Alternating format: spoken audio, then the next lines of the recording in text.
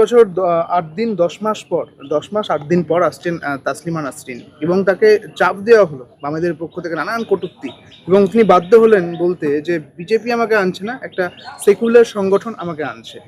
না, যেখানে গণতান্ত্রিক পরিবেশই ছিল না, তাকে যেভাবে অপমানিত করে তাড়িয়ে দেওয়া হয়েছিল, সেই দিনটা আমি জানি।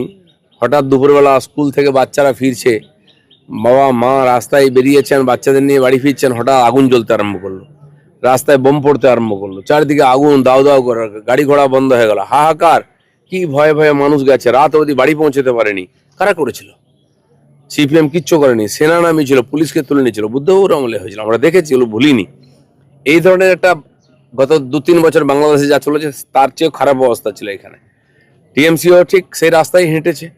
তসলিমা নাসরিন কেন? কেউ আসতে পারেন, নাগরিক তার অধিকার আছে, দেশ যদি মনে করে তাকে জায়গা দেবে, দেশের আইন, সে আসতে পারে। তাকে যেভাবে অপমানিত করে তাড়ানো হয়েছিল সেটা আমাদের কাছে লজ্জার। তিনি কি বাঙালি নন? যারা বাঙালি বাঙালি বলে, তিনি আসবেন, যদি আইনের পক্ষে কোনো অসুবিধা না হয়, কি আটকাতে পারে? আর যারা করেছিল তারা আজকে নিশ্চিহ্ন হয়ে গেছে। তিনি আবার বলছেন যে কেরালাতে এই বাম সরকার থাকাকালীন তিনি অনুষ্ঠান করে গিয়েছেন, বাংলাতে কিসের প্রবলেম প্রশ্ন তুলছেন তিনি নিজে। বাংলাটা পুরো উগ্রপন্থীদের হাতে চলে গেছিল। সিপিএম বলুন, টিএমসি বলুন, পুরোপুরি ওদের হাতে ছেড়ে দিয়েছিল, মৌলবাদীদের হাতে। তাই অবস্থা, আইন ব্যবস্থা কিছু ছিল না। সরকার জারি থাক, আইন ব্যবস্থা কেন থাকবে না?